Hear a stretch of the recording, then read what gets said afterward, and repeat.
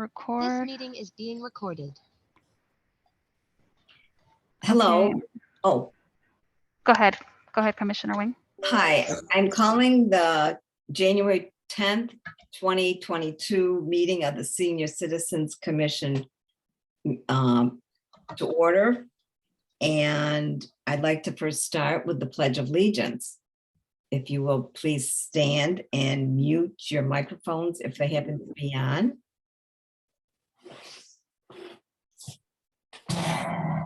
I pledge allegiance to the flag of the United States of America and to the republic for which it stands, one nation, under God, indivisible, with liberty and justice for all. Thank you.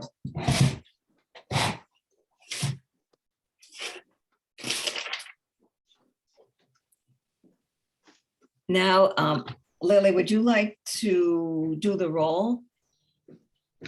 Of course. Commissioner Foreman, Here. Commissioner Webb, Here. Vice Chair Lee, I'm here. Chair Wang. Here, Great, all are present. Thank you. thank you. Due to the physical distancing protocols in place at this time, we continue to encourage public participation remotely, and I believe we may have a few participants. Information on how to provide public comment is explained at the top and the bottom of the published agenda. There are two ways to participate. Join the Zoom meeting by clicking on the link at the top of the agenda. Use the raise your hand button to be called on at the appropriate time. Please turn off your video and unmute yourself only when called upon. Phone-in participation can be done by calling 408-638-0968 with a conference number and passcode, which is also listed on the agenda. Press *9 to raise your hand to be called, and press *6 to unmute yourself when called on. The options for public comment will remain available until I close the public comment period for the specific items. And as a reminder, I like to remind people of this and myself that the mission of the Senior Citizens Commission encourages, fosters, and facilitates programs for the enhancement of all matters relating to the social, economic, and personal well-being of the senior population. Now, Bob has a comment or announcement. Did you want to make an announcement? Yeah, good evening, Commissioners, Chair Wang. I just wanted to make a brief announcement that today's meeting, as we are all aware of the recent passing of Commissioner Irene Blue, and we will be closing in her honor. So we'll be making a few comments, read a short bio for her at the end, and I know she'll be greatly missed, not only as a commissioner, but as a very, very long time volunteer at the Senior Center, who put in a lot of hours and great work. So we were grateful for our time with her, and we just wanted to honor her today. Thank you. And now we move to the approval of the minutes from the last meeting, November 8th, 2021. Do I hear a motion regarding this? I make a motion that we approve the minutes from the last meeting. Thank you. Is there a second? I'll second it. And while we're talking about it, I would just have a question. There was an item about the Mickelson pool. Is there some place on today's agenda as an old business that we'll be talking about that? I will make a comment during the announcements period. Okay. And I actually have, does anybody else, because I have a comment on the minutes that I noticed about an hour ago, sorry. And it's on under the reports and announcements, happens to be the announcement that I made talking about the parklets downtown and that somebody had come twice previously and they had a concern. And I thought I had said, in fact, I had it in my notes myself to say this, that the person's concern had to do the reduction of parking spaces, particularly handicapped spaces. So, and this, the minutes said blocking the sidewalks. I mean, it's possible I said that, but that wasn't my intent. So could we change the minutes to say that? We can make that adjustment, and Commissioner Webb, you can make that motion to approve with that change. Correct. Do I need a second on that to approve with change? I'll second that. I remember you saying that, talking about reduction, I mean, in parking spaces. That was Okay, thank you. So I will call for a vote. Oh, Lily will call for the vote, the roll call vote. Yes, of course. Commissioner Webb, Present. Okay. Commissioner Lee, approved. Commissioner Foreman, Approved as amended. Commissioner Wang. Yes, approved as amended. Thank you, commissioners. Motion is passed.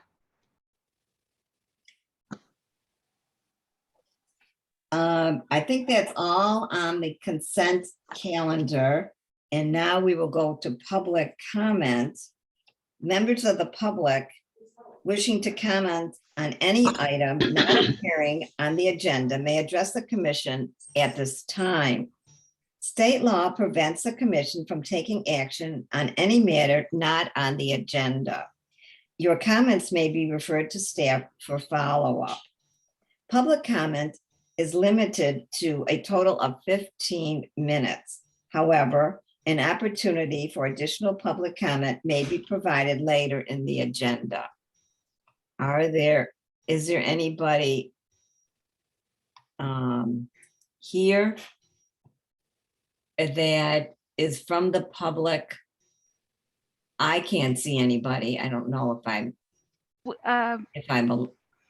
Chair there's- Wang, we have 2 attendees, but no one has their hand raised. Oh, okay, very good then. I mean, okay, then this was the time they needed to speak. Okay, then, we will carry on to new business. And the new business is San Mateo Parklets and Pedestrian Malls, a presentation by Kathy Kleinbaum. I thought I lowered it over here. Oh, there you are. And you moved on my screen. And oh, pretty winter scenery. And she is the assistant city manager and will please provide us a presentation, and then we'll have time for commissioners' questions and then public comments. Thank you. No problem. Let me just share my screen. I just put together a very quick visual presentation to share with this group. Okay, here we go.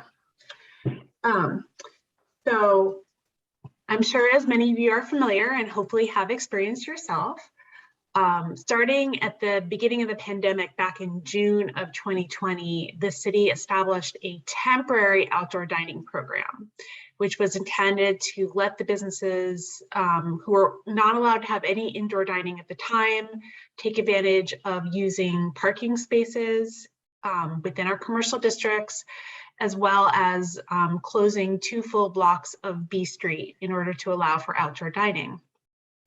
Based on the success of this program, and we're defining success both by the interest from the businesses in maintaining it, as well as the response we got from the community, the city has made the Parklet program permanent and adopted modified parklet guidelines for what parklets should look like after the pandemic. And I'll go over that a little bit later in my presentation, as well as actually making the street closures permanent, which we did through sort of this whole separate process that got formally adopted in October by our city council after multiple public hearings and notifications to all the businesses and property owners.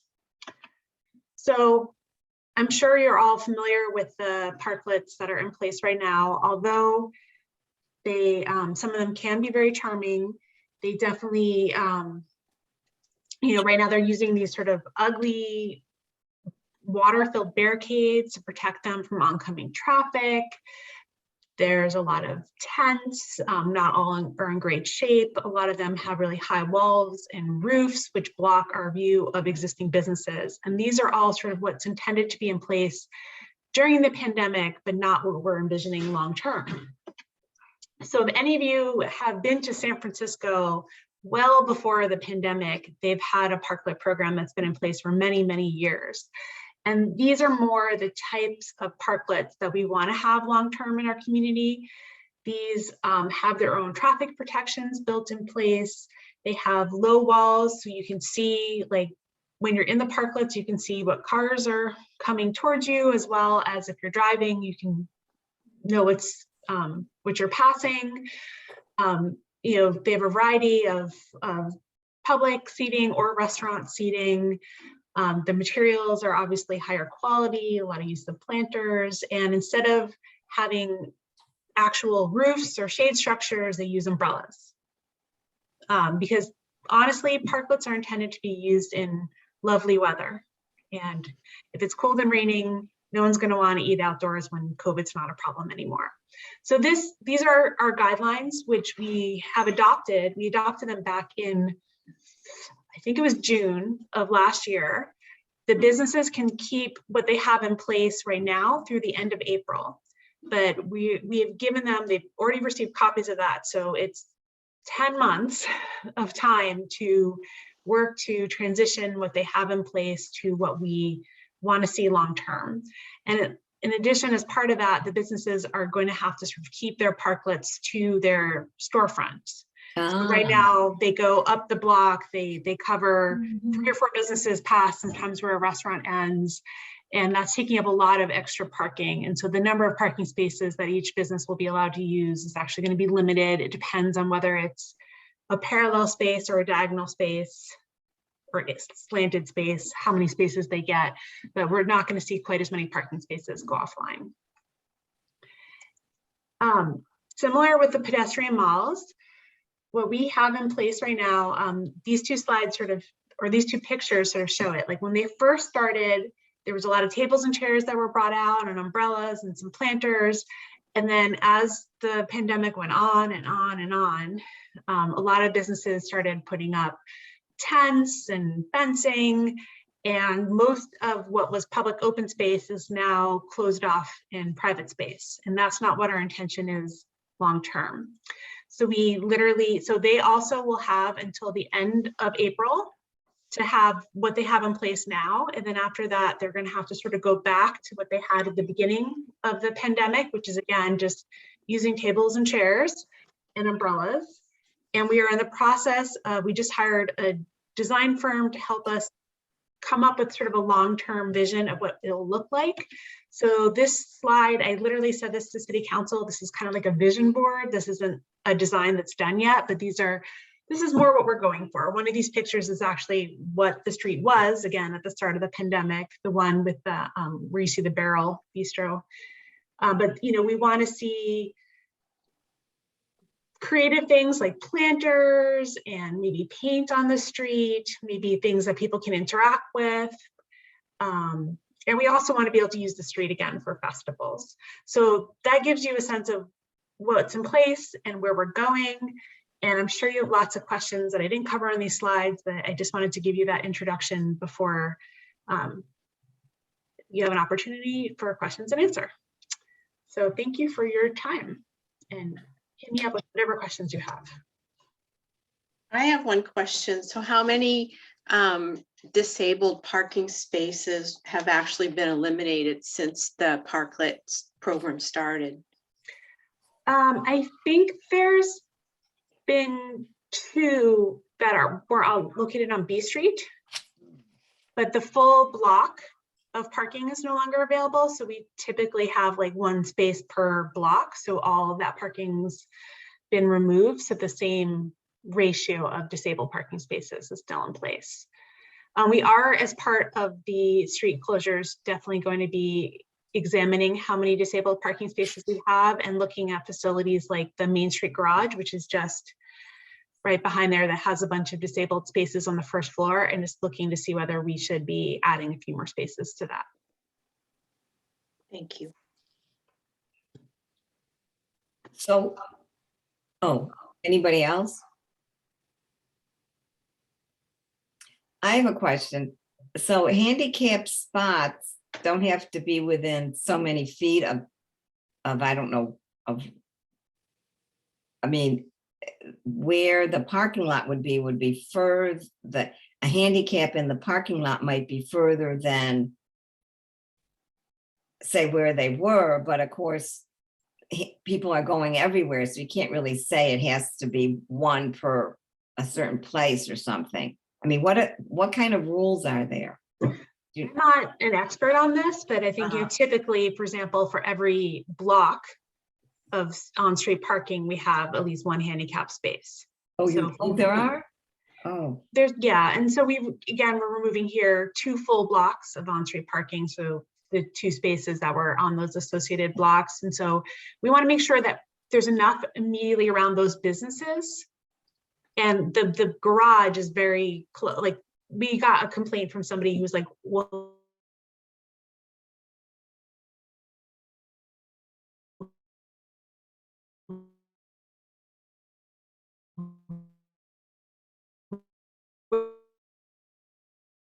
where am I supposed to, not entry garage, than it is to park, you know, on the 2 adjacent blocks. right. Oh, okay. And similar for those businesses and restaurants that are there. You know, I went on a field trip myself on Sunday, and I strolled down the street and I spoke to 2 different people. One was the owner and one, I'm not sure, but the owner certainly knew that the what was outside needed to be what he called temporary. And so he got the impression, or at least, and he gave me, that what was meant by temporary was it could be taken down very quickly for whatever reason. And he didn't really say the reason, but I was thinking maybe if fire trucks needed to come in all of a sudden, you would have to be able to take your stuff down immediately. He seemed to be upset like that. So there is right now, you know, that there's the center space, and so that's for the fire access. But what we need everything to be temporary for is so the city can use the streets for public events. I don't know if any of you attended the September Nights on B event that we hosted a couple years ago before the pandemic. You know, we've had festivals in the past that have been downtown, and we didn't want to allow anything to be up that would prohibit us from using the street for events. And maybe one day there'll be a farmer's market downtown. It's been talked about before. Monica?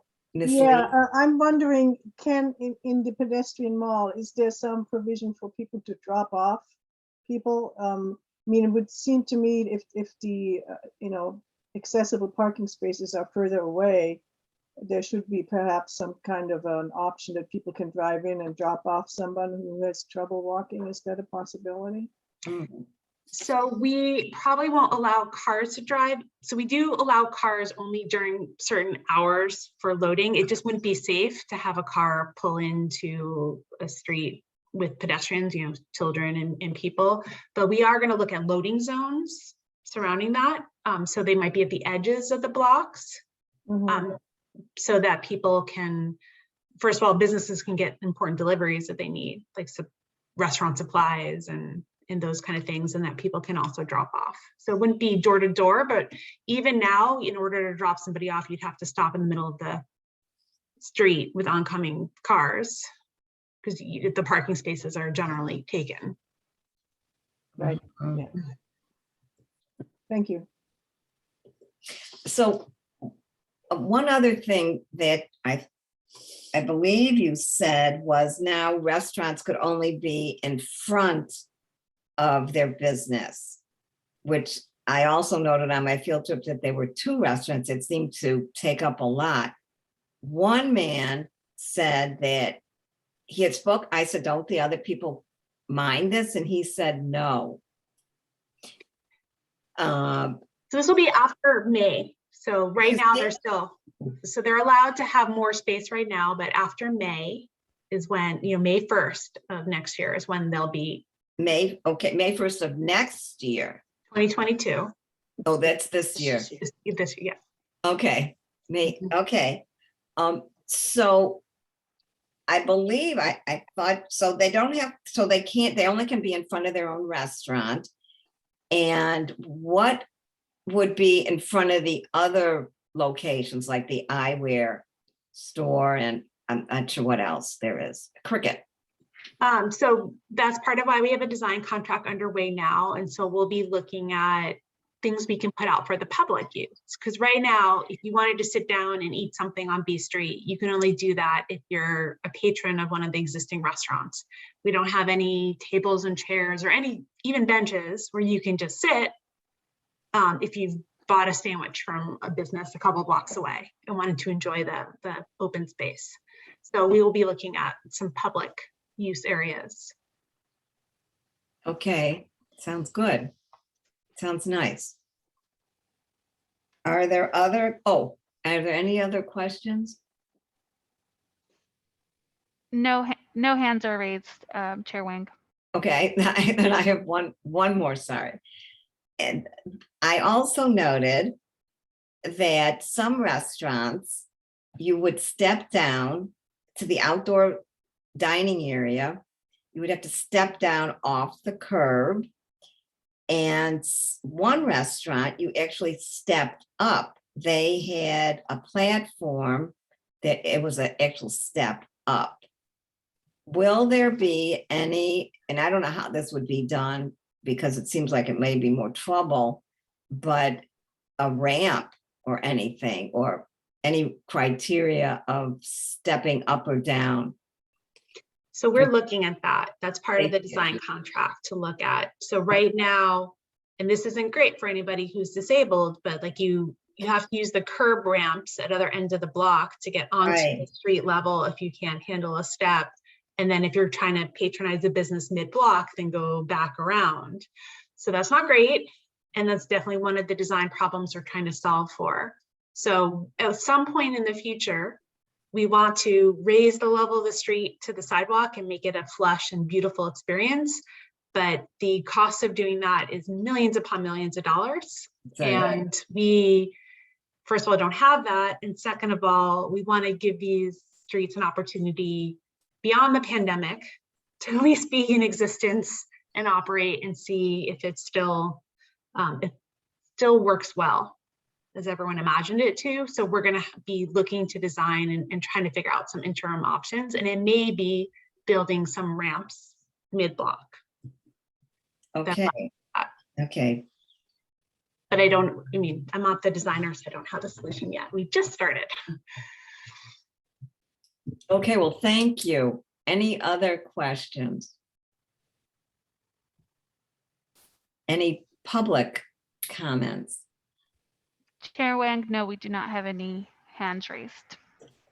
Okay, so now we will close the public comments, and seeing that there's no commissioner continued comments, I believe that would be the end of this new business. So thank you very much, Kathy. Thank you, I appreciate Kathy. all your information. Thank you for having me.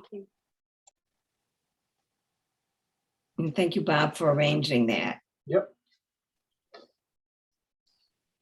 And it's typical on Zoom. I thought I had met Kathy before on Zoom, and no, I had not. I've not met met her. So that was very good and very helpful. So our next item is old business. And this is a continuing project that we have, the age-friendly action plan and age-friendly communities. And I'll turn the meeting over to you, Bob. Thank you, Chair Wang. So as part of our regular updates on age-friendly initiative, I wanted to just give you the most recent update of the age-friendly action plan. I'm going to share my screen with you now. Let's see. One second.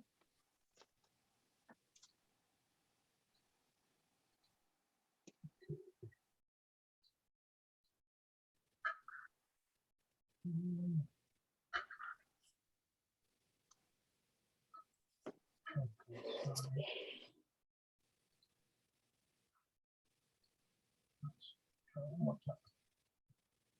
All right. Let me know if you can see that. Yes. Yes. You can see it? Okay, great. So it is getting closer to being a finished product. Just one, we will be deciding at the beginning, there'll be a letter here from, we're not quite sure yet whether it's going to be from Sheila, the city manager, or the current mayor. So we'll decide that shortly, but there'll be a letter up front. We obviously have information about what the plan does, the planning, implementation, and the evaluation process that'll be in here. The framework, so we have all of the different the different areas that we're covering, which are transportation, housing, social participation, respect and inclusion, public spaces, health and community services, volunteerism and civic engagement, communication, and information. So those are the domains that we have chosen. And then with each of those domains, we'll actually have sort of a headliner project that will be accentuated in the plan. So it talks a little bit about the city of San Mateo and gives some information on that. Gives a profile of how many residents we have, what our breakdown is in our population, talks about the households, ages of people in each household. So it has some of that stuff. Okay, then we get into our domains. We talk about transportation. So community assets, we have added in the prioritizing safe walking routes for seniors as well as everyone. And this was a project that Vince spearheaded along with Wes, who I believe is in our public today. So we have that. Housing, we had Sandy Council who spoke at one of our past meetings, and we've put in, at least for now, the HIP housing home sharing program, but we'll have other projects as well, but that will be in here. Social participation, community assets. So the key project, we did intergenerational community building. And so this will be around programs that both benefit seniors as well as young people and hit all generations and bring them together, and things like game nights and senior theater and some of the things that myself and Commissioner Lee have spoken to my city staff about, and we'll also look to other agencies and partners in the city that provide the same. Respect and inclusion. So key project was the age-friendly business certification. Now, Vince has provided a lot of information on this, and we'll be fleshing that out. But there are, I just wanted you to know, there are actually agencies that are out there that have put together frameworks for age-friendly business certification. So we don't have to create something from scratch. And at our next meeting, we'll be talking a lot more about this. Vince did send me some stuff this morning. He's made efforts to contact not only those other organizations that offer age-friendly business certification, but other cities that are doing it. He has talked to companies that are involved in age-friendly certification. And what that looks like, is having sort of a list of things that a business would have to comply with in order for them to be certified as an age-friendly business in the city of San Mateo. So there's more to flush out, but I think by having some of these other agencies that are out there that or businesses that do the age-friendly business certification, that we wouldn't have to tax our staff or volunteers, in some of the excessive ways that we might otherwise. So that's all good stuff. Our public spaces. So we're going to be deciding on this one because right now we had Burrell Park as our key project. You may or may not know over on Shafter and Barneson, where Burrell Park is located, next to Burrell School. We are building a brand new community park, and it's going to be terrific. It'll have accessible pathways and seating, and it'll be a great place for our senior population as well as other people to be able to, just passively recreate and sit, read books, eat lunch, whatever it might be. But we're going to decide what the key project is, because we do have some other projects that may be more appropriate for a plan like this. We may even look at the facilities master plan. We've had our director, Sheila Kanzian, and Paul Council working long and hard on that. And it's a very extensive plan with a lot of things involved, but it will speak to having accessibility throughout the city for people to do a bunch of stuff. So it could be that, it could be, the Central Park sort of master plan, would be a good one too. So more to come on that one. We'll make some decisions probably in short order. Health and community services.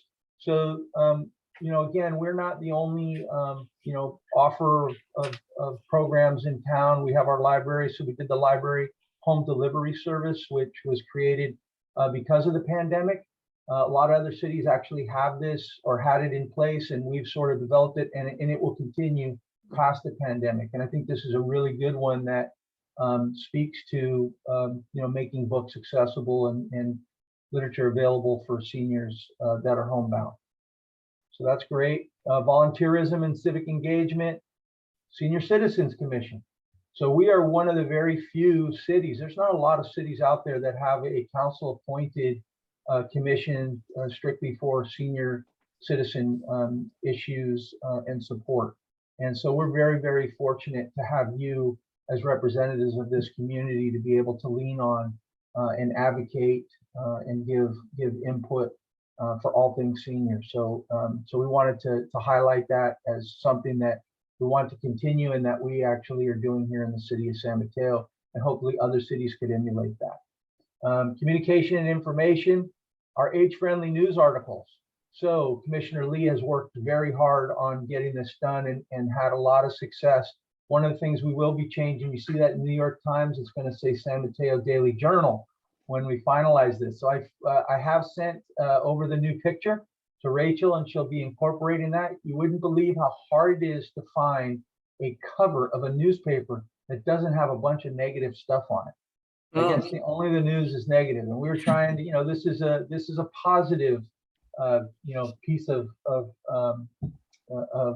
a document that we want to be able to use, and so we wanted to have something in there that was appropriate. So we won't have the New York Times, but you will see the San Mateo Daily Journal, and we appreciate, Commissioner Lee, what you've done, what you continue to do, and getting out to not only in the newspaper but through churches, nonprofits, everywhere that we've our partners, other senior agencies, and being able to get out the message of things that are going on for seniors. So it's really important. So that's a good one. And then we have the action steps. So there are steps that we have identified that that we'll need to be taking over the next 3 years. One of those that was identified and when Commissioner Lee and I spoke with our police department, they needed a little bit of assistance in presenting a series of community meetings and trainings for seniors that identify and to help them avoid scams, fraud, and financial abuse. And they have some of that, but they wanted to expand it and do it in some more flexible ways. So Continue to collaborate with Public Works to track the progress on the sidewalk improvements. So, we'll continue to look at how our work actually helped to educate and to inform the decisions that are made on prioritizing which pieces of sidewalk get done. So that'll be good. Continue publishing the monthly age-friendly articles as we talked about. Another one was develop a series of the intergenerational programs. So we'll continue to do that. And that'll be ongoing. We're going to throw some stuff out there, and some of it will work and some of it won't. And we'll need to continue to talk with the community and do some test programs and pilots and see how things go. But we'll have a focused effort on making that happen. So that's really good news. And then develop and implement our age-friendly business, which was one of the 4 projects and one of the 2 in phase 2 of our initiative that we submitted. And then we'll just continue. Rachel's going to be adding a few more to this. Now, when I look at this document, I think we all agreed that we didn't want this to be some big book that just sits on a shelf and was not usable and people couldn't use. It's almost like when you get directions and you're trying to put something together. If it's too big, if the book's too big and too wordy, then you start putting the thing together on your own. And so what we wanted to do was have a document that was usable. It was easy to read. It was easy to navigate, and it was very direct and specific on the steps and the things that we want to do as a city to give focus to bettering the lives of seniors. And I think we're going to be achieving that. You know, when you get into the 16 to 18 page to 20 page document, we're good. I think what we wanted to do was avoid the 40 to 50 page document that, you know, had a lot of words, but was hard to digest. And so I think this will help us and give us guidance, and I'm excited about it. And at our next meeting, you will be looking at the final version of this. So we've got Commissioner Lee will be talking more. I'll be calling you this week. I did communicate with Vince earlier today. So we've got a little bit more work, and we've got to give some of the things that I mentioned as far as the letter and a little bit more direction on maybe the park project to Rachel, but we'll be giving her that in short order, and we should have a final draft out fairly soon. So it's exciting news. I think the goal of this, again, for everyone, is that we get all of the departments, all of the partners in the city to look at the things that they do, the decisions that they make through the lens of how does it affect, whether it be positive, negative, or indifferent, our seniors in our city. And it's things as small as how big is the font that we're going to use, you know, in this document, or on our street signs, or things like that. And so when we make decisions, that we're actually focusing on the impact it has on seniors. And I think that this document, this initiative is helping us to do that. So that's a good thing. So that's all I've got. If you've got any questions, I'm here. Liz? I think it's a very comprehensive report and impressive. The one question I had was just, I know there's a lot of stock photos in there, and I was wondering, are you planning to update all of those to reflect, you know, citizens and locations within the city? Yeah, all of the photos. So we have also sent Rachel, she hasn't incorporated them, but we've sent them updated photos of current seniors, our current population, places, all of those things. So she has that. And in the next draft, you're going to see, you know, more of San Mateo, and not just, you know, of the people that are actually using it now, and not just these sort of stock off the shelf photos. Perfect. Thank you. Yep. Ms. Lee? Yeah, I have a comment on the civic engagement page where we're talking about the Senior Citizen Commission. Yes. You know, I'd love for us to take credit to have recommended this and made it possible, this age-friendly initiative, but I don't really think that's what happened. So I think we need to be careful of how we describe what happened here. Okay. You know, I don't think that the commission made any recommendations on this to anyone. I'm not sure how we would do that and who we would make recommendations to. about something like this. I know that several years ago there was a discussion here in the commission about the age-friendly before it started really in earnest in the city. Anyway, I just wanted to raise this because I think, we don't want to state things that aren't really true.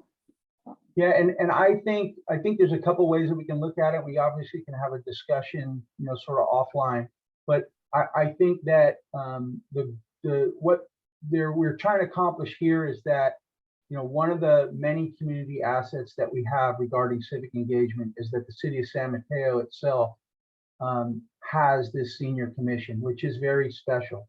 To have a council appointed commission that very few cities have is very unique. And not only would I want, for us to continue with this, but for that sort of thing to spread throughout other cities. And I think that's the reason that it was highlighted. We can talk about this and we can kind of, figure out what the best way forward is. Is it the age-friendly task force? Is it the senior commission? But I think that for us, having a highlight of the Senior Citizens Commission, I think is important. But we can talk more about that for sure. Yeah, okay, let's do that. We don't have to. Okay. I mean, there should be a discussion at some point about our role as senior commission in this project. And, Okay. I don't know if this is the forum for doing it or just, some separate way of talking about it.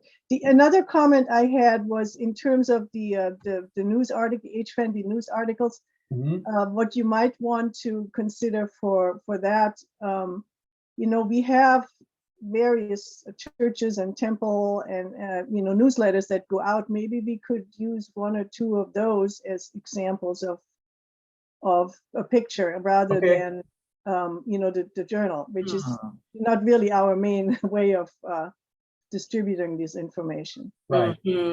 Okay, we'll do that. That's a good idea. Excellent. Anything else, Ms. Lee? No, I mean, I think we will be having other talks, I'm sure, about details on this. So at this point, no, thank you. Miss Mary, do you have a question? Yeah, a comment. I'd like to really thank everybody for all the work they put in on this. It's very inclusive. And I think it's just, thank you, Monica. Thank you, Bob, all of you. Okay, thank you. I echo that. And I have one comment. It's on page 6, the profile. I didn't quite understand that, one of the pie charts. Okay.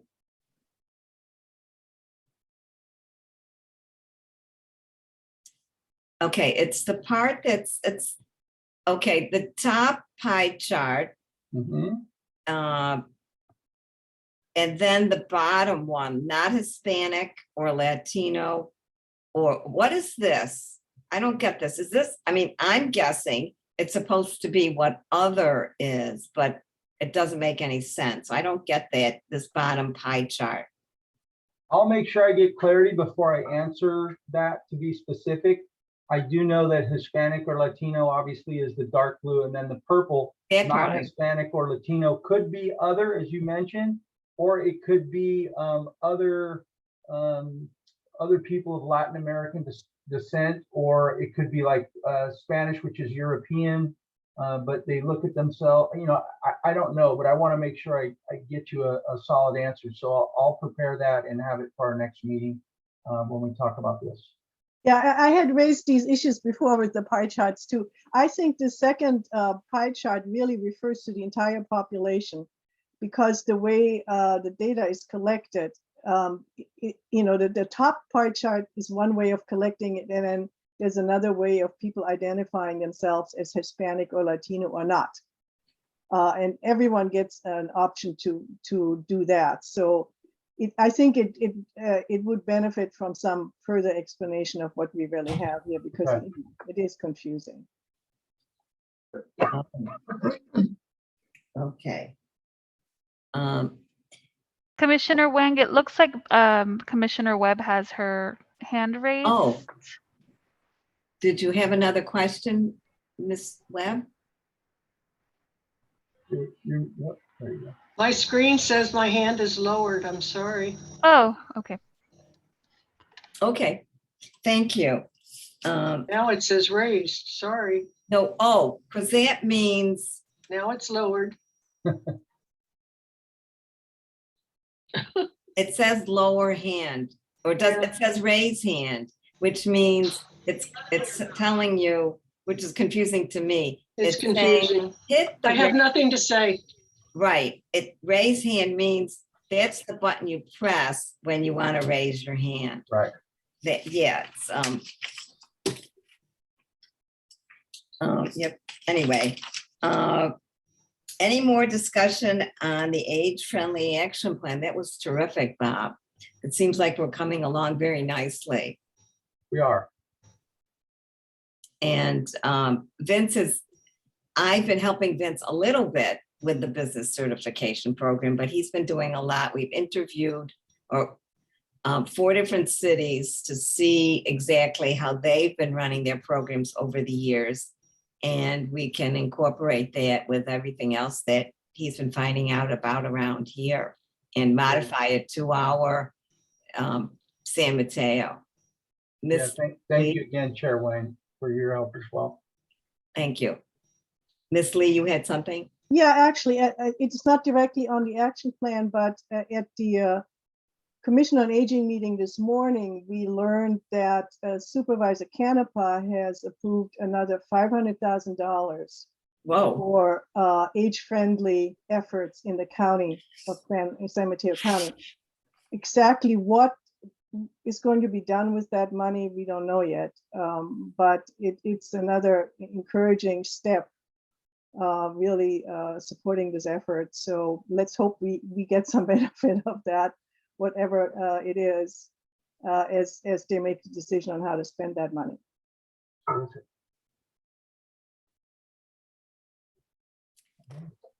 that's good news. That is.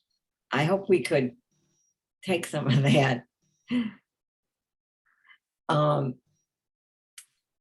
Okay, so if that's the end of the old business on age-friendly, we will now go to the seniors' winter recreation programs. And I believe Amber or Carolyn will be speaking.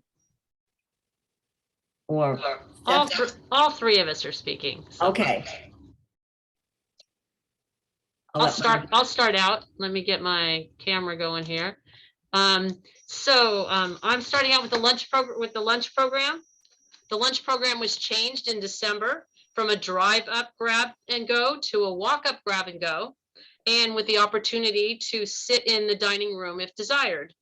And we've had a few people who have been coming in and sitting in and eating, but the majority of people are just coming in and grabbing, go, and then taking it. But we feel it's been a success because we've gotten people out of their cars and into the center, and they're looking around and they're seeing, oh, okay, we can do this. And a lot of people who have been just staying home are now getting out and getting places. So it's one step at a time, but we figure out that the program is doing really well. So that's the lunch program.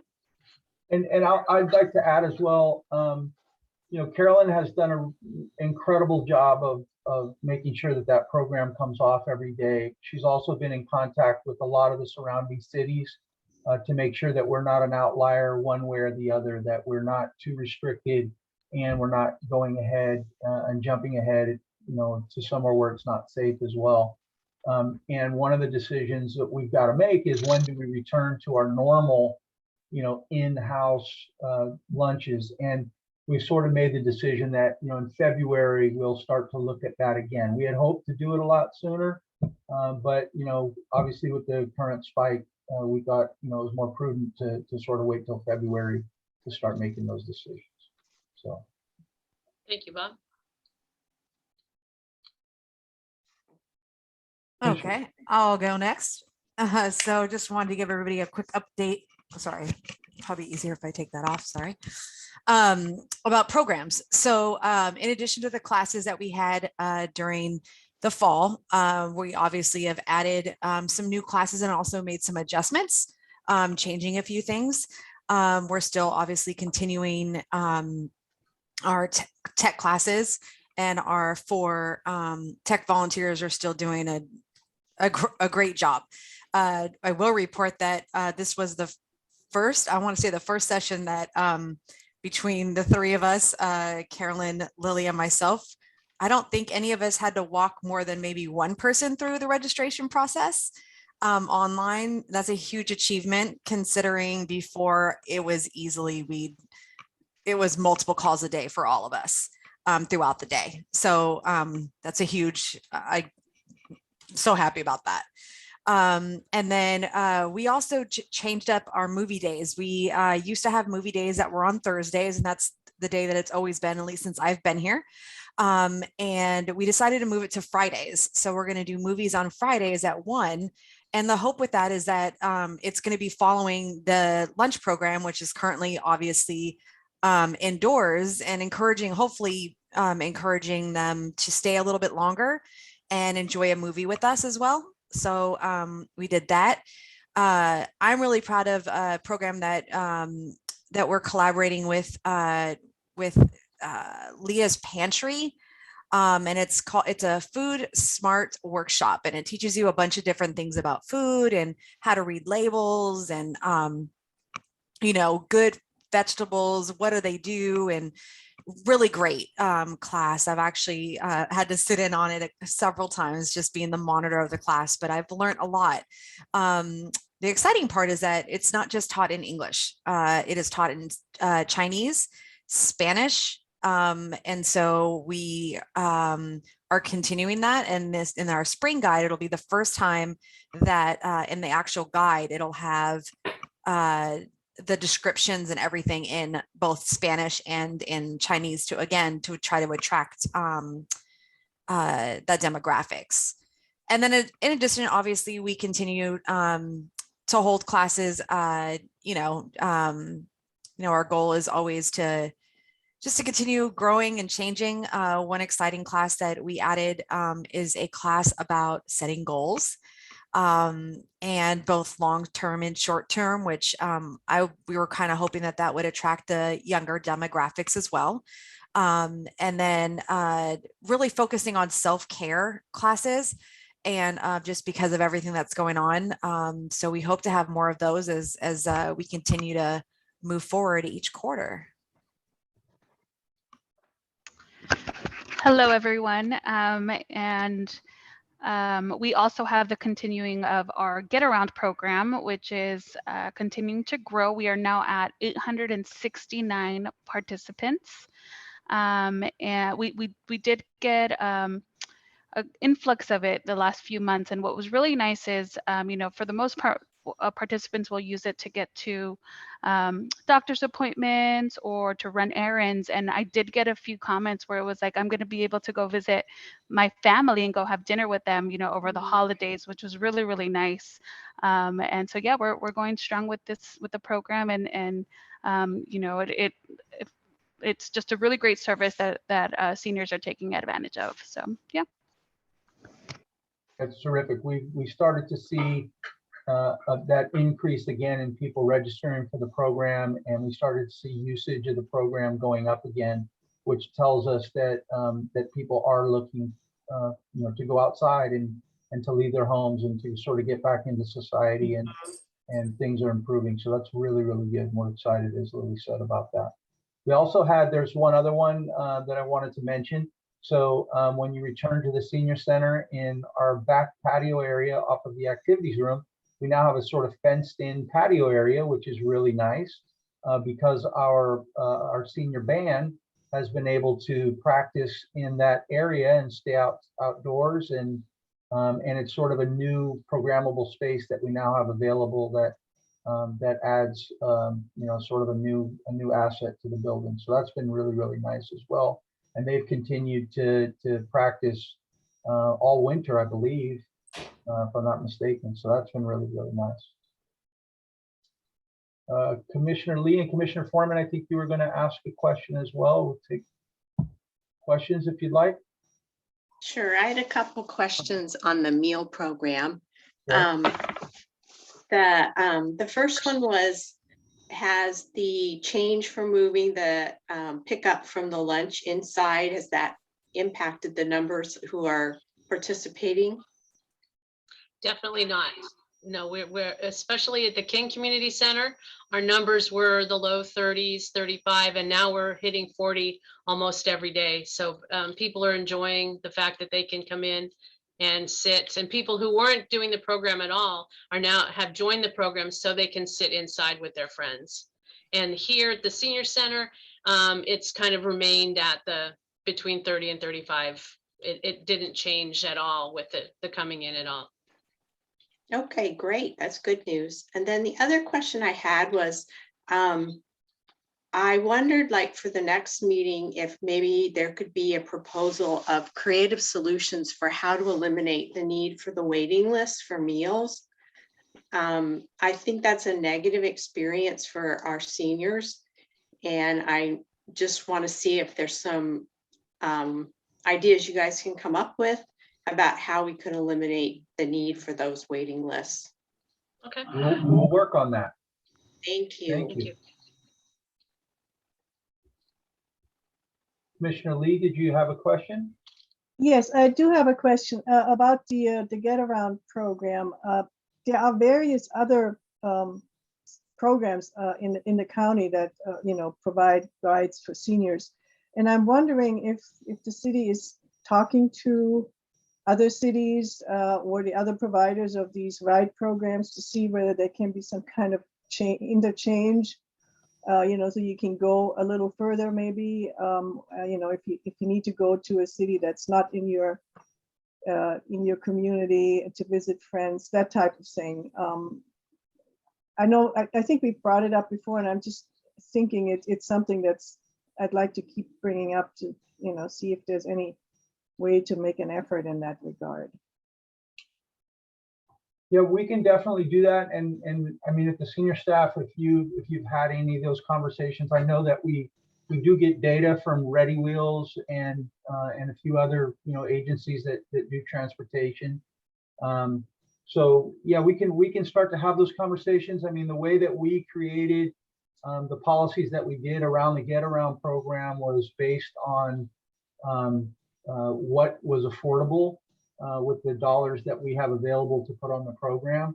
I mean, obviously, if you have people that are taking a taxi down to Palo Alto to go to the mall or something, it can get quite expensive. So I think there was thought put into that, but that doesn't mean that we can't have conversations to see how other people are doing it. Maybe there's additional funding sources, or maybe there's different ways that we can do it. Obviously, our current partnership or contract is with Sarah Cab, and there's been good to that. I was really blessed when I arrived here, that program was already in place, and I think the decision to have a yellow cab agency was a really, really good decision.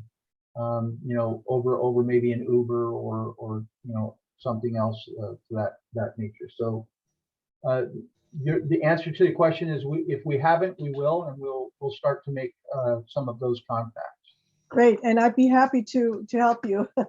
Maybe identify who you want to talk to, and again, the program that City of San Mateo has was a pattern for other cities to follow. Yes. And it is a very successful program. And the only thing missing now is, being able to move a little further around in the county for some people. And I would think there should be some way to exchange, work with other programs to have some collaboration. So that's great news. Thank you. Okay.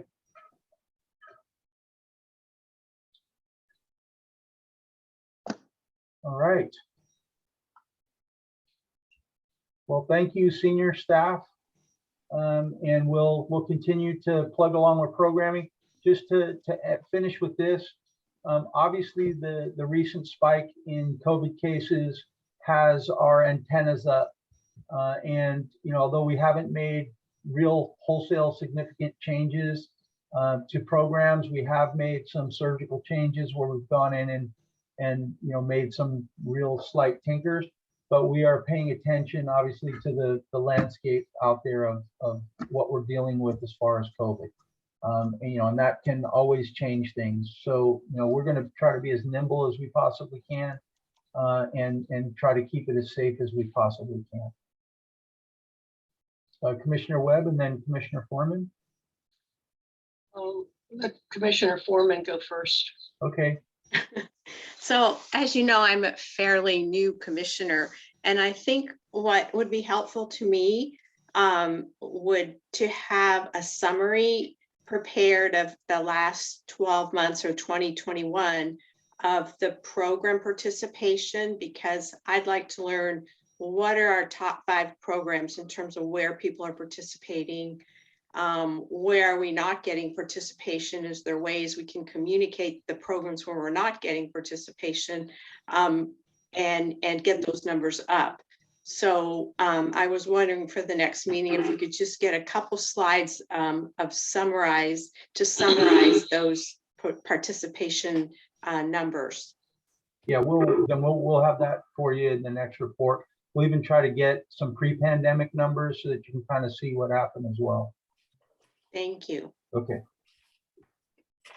Commissioner Webb. I'd like to make a comment about Irene. Are we ready? Okay.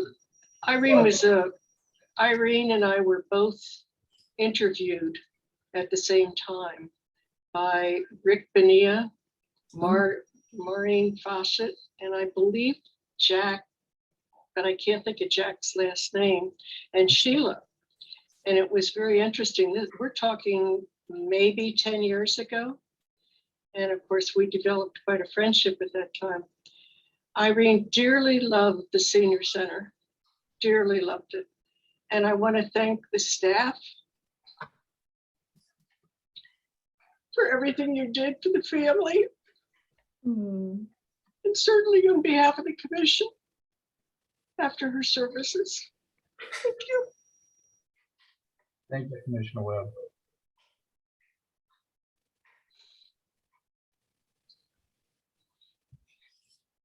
So Commissioner Wang, I think we can move into the reports and announcements, which Commissioner Webb has kind of started for us.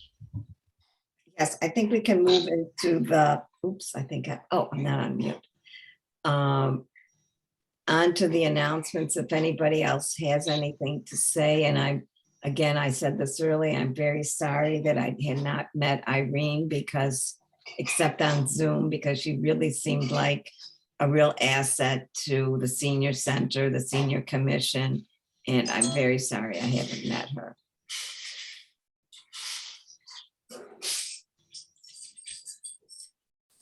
Anybody have anything else they'd like to say? Yeah, I was lucky to have met Irene and worked with her for several years on the commission, and also met with her once or twice outside the commission.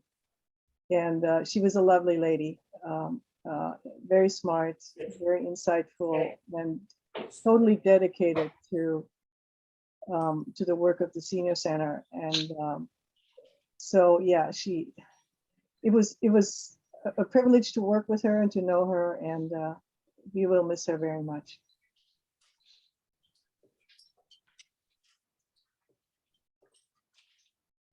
Yeah, I think before Carolyn or Amber has something to say. I was fortunate that when I first came in, Commissioner Bluth was the chair of this commission, and so I got to see her. And obviously this is pre-COVID, so I get to see her in person and spend time with her, and got to see her a lot at the senior center.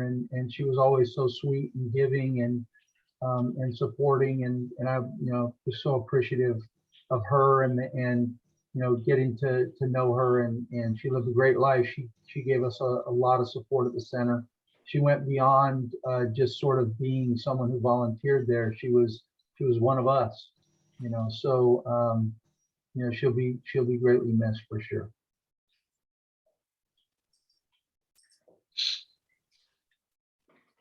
So if I think we'll once Chair Wang, you decide that that our reports and announcements by staff and commissioners is over, then we can adjourn the meeting in her honor, and Carolyn will read something for us. But if you have anything else that you guys would like to report, this would be the time.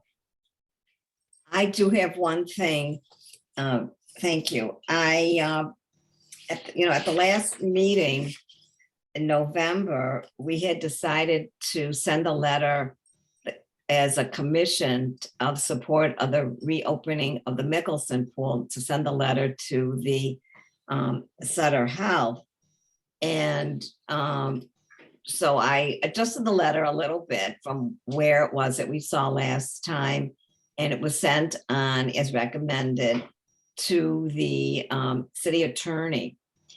And the city attorney, one of the city attorneys who now I guess is assigned to the senior commission, looked it over, and she said she recommended not to send the letter because the San Mateo Municipal Code says that the Senior Citizen Commission is authorized to make recommendations to the city council regarding funding, establishing of programs, the Senior Citizen Center operated by the city, and not and it does not give authorization. There's nothing says in the municipal code that the Senior Citizen Commission is authorized to make recommendations for non-city service providers, which Sutter Health is obviously a non-city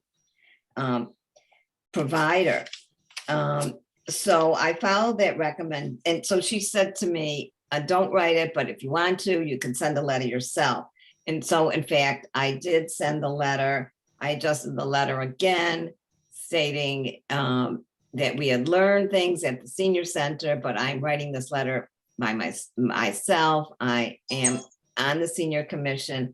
And so I sent the letter off to the Sutter Health and to some other organizations. So if anybody else here would like to send a letter, I welcome you to do so. I believe it's an ongoing effort that's still going by this group called Save Our or the Mickelson Pool. And they are still sending letters to the editor and still talking to people and have an attorney. So it's an ongoing effort, but the Senior Citizen Commission as a commission will not be involved with it, not support it. But if you want to, you're welcome to, and I can tell you what I wrote. I can send you my letter if you'd like, and tell you the addresses that I wrote to, what organizations I wrote to. So that closes the chapter of the Mickelson Pool here at the commission, but I hope not in the pool itself. Okay, that's all I can say on that topic. So I'd like to adjourn the meeting but have an announcement or whatever it is, the staff here, Carolyn, Amber, Liliana, maybe Stephanie, I will say. So I welcome that in honor. There we go. Okay. The San Mateo Senior Center community lost one of our wonderful members in December with the passing of Senior Citizen Commissioner Irene Bluth. She was a treasured participant and a volunteer of our senior family as she took on many roles to help out the seniors of the city of San Mateo. After working a full career with the San Mateo County Community College as the CFO and volunteering at Filoli, where she served as vice president and president overseeing 1,500 volunteers, Irene started volunteering at the San Mateo Senior Center in 2004 at the young age of 77. She was a vital part of the front desk operation of the Senior Center, greeting patrons, answering phones, processing registrations, and providing valuable community information. Irene was a lifesaver on many occasions, willing to work an extra shift, sometimes a few extra shifts per week. In 2015, Irene was appointed by the City Council to the city's Senior Citizens Commission, where she served as vice chair and chairperson for many years. Until this October, Irene was responsible for writing birthday greetings for all our senior members and volunteers each month. She was also picking up and delivering lunches to other seniors who were unable to leave their homes during the pandemic. Irene was always thinking of others and what she could do to help. Her commitment to the community was evident to all who knew her. She was a friend to the senior center and will deeply be missed by all. Thank you.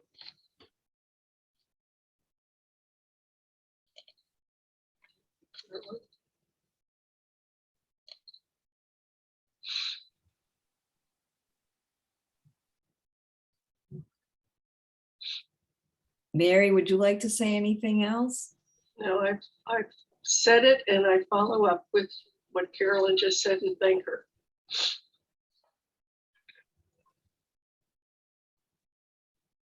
Thank you very much, Carolyn. It was lovely.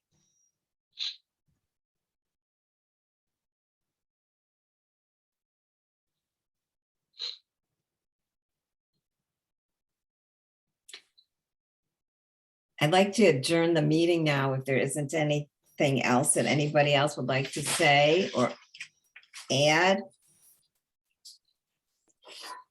And we will meet again in 2 months. And by then, we should have another commissioner. And we'll keep our activities going and the process of all the great things that we do at the center and around San Mateo, alive and going for the seniors here. So thank you very much. And it's 5:11. I call the meeting to an adjournment and have a good night. Thank you, everyone. Ta-ta. Thank you. Bye-bye. Have a good evening. Bye-bye.